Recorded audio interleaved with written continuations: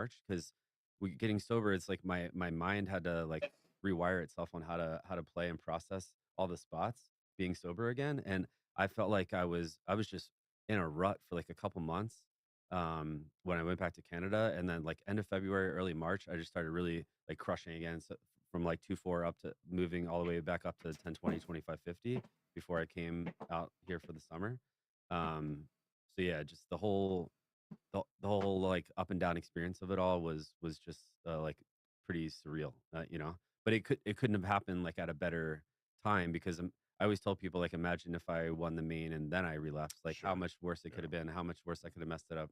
Because a lot of people mess that up because it's like you're winning the lottery, so Right. I don't care how good you think you are versus the field. Like back then I'd probably say from a combination of all of it, heads up cash, six max cash, live tournament, all of it, I would have put myself in the top like 40, 50 players in the world. But that doesn't mean anything. In the main event that year, 6,000 some players, there's probably like a good 1,000 people that legitimately could like deserve to win that Sure. tournament. And nowadays I'd say it's like 3,000, Yeah, right? I would Yeah, say yeah, it might even be higher than that, but yeah, yeah, like everyone's within like a yeah, a few percentage points from being the best player in the world. I mean, yeah, realistically speaking. yeah. I agree. Yeah, Um, so, wow, sorry.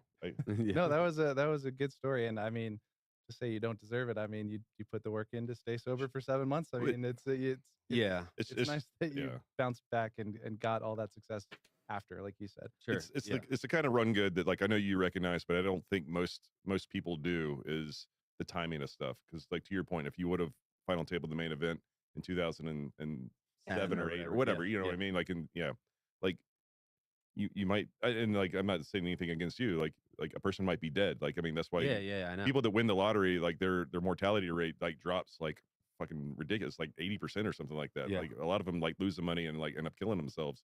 yeah, Again, not speaking directly towards you, just like finding success in a certain way always kind of drives other demons up to the surface a little sure, bit. And like sure. I've experienced it myself a lot as well. But like Yeah, no, the self-awareness is big because, well, what you said at the beginning about the best thing running deep and just bubbling all these tournaments and Hmm. not having a big score, like we talk on here all the time, that I won the first tournament I ever played, Oh, you like did? stuff like Yeah, a yeah, live tournament or something like that, and how it does kind of hook you in or whatever. But yeah. like even having the clarity to say that not happening to you is the best thing that happened to you for your Yeah, poker because then career. I always looked at I just started looking at things very EV based, which is like, okay, this is my win rate online. This is kind of like what my hourly is, like almost to a T. And then what do I think my edge is in this tournament?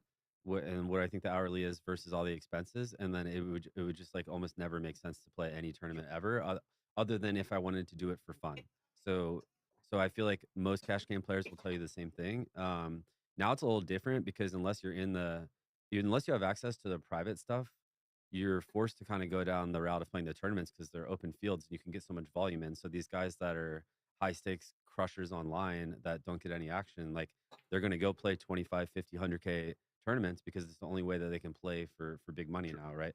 So it's definitely different now than it was back then because there wasn't like I remember when 100Ks first started, like I might have played 5 of them or something. I pretty much would only play the World Series one, and there were starting to be like Bahamas Alpha 8 where it was like the first ones. Oh yeah. But now they're just like there's 100K every month or multiple Oh yeah. all around the world. Yeah.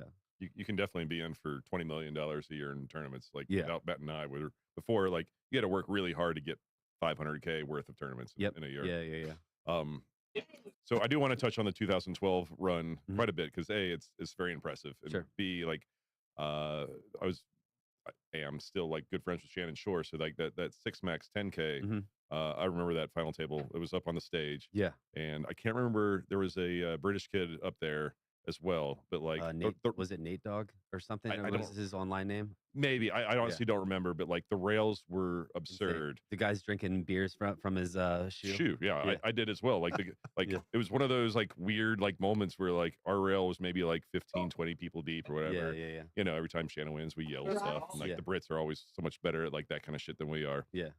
And like, you know, like a guy like literally like, grabbed me by the shirt, like nothing like aggressive, but like did it and like literally just like pulled out a shoe and just started drinking beer out of it in front of my face and was like, Yeah. fuck him, I'm gonna do the same thing, you know. Yeah. And like, I mean, Yeah. Keith Lear was there. I'm pretty sure. Yeah. Yeah. Like, not that his rail was big, but like, you know, he's always been a very well liked guy in the poker community. Mhm. So like it was a pretty cool spot. It was over $1 million for first, if memory serves. Yep. I'm just more pumping you up, really, more than anything. I'm just saying, like, six-handed 10K is a very tough like tournament just to deal with in general. But like, did any of the rails or stuff bother you at all, or was you just zoned in and like No. don't? Nah, it didn't really. No, it never bothered me. I'd say, well, like the final table of the main event, I was so nervous the first 45 minutes, and then the best thing that could ever happen to me is I lost like the first 2 or 3 pots I played, and then I was like, "Oh, I'm still alive and I'm still breathing," and like I kind of felt like the pressure just move off because I started in third and now I had fallen to like fifth, and and I didn't let that make me like crumble. It actually just made me like settle in and be relaxed, and then not worry about everything that's going on. But that six max final table, like I'm telling you, I always approach these things being like, I don't care. I don't care if I win or not. Like I never, my career was so focused on playing cash games, moving up the cash game ranks, what my peers thought about me as a player in those games, or if they respected me for like my work ethic and how much I grinded. That's what I cared about. So then winning a bracelet, obviously that's like a very big deal. And it's easy for me to say it now that I have done it before, that it wouldn't, like if I didn't have one now, I would definitely be really wanting one, right? I have friends that don't, like Christian Harder doesn't have one. He's been playing forever. Um, so like I know how much it would mean to him to win one. But but I don't know, like I just never, I wasn't a tournament player as much as I love the World Series brand and it's like everything even to this day. Uh I just, yeah, so that the distractions of all that stuff was whatever. Yeah, I don't know. So yeah, just as some reference for people, the 10K six max was I want to say like the day before the main started, or like Yeah. 2 days before, or something like that.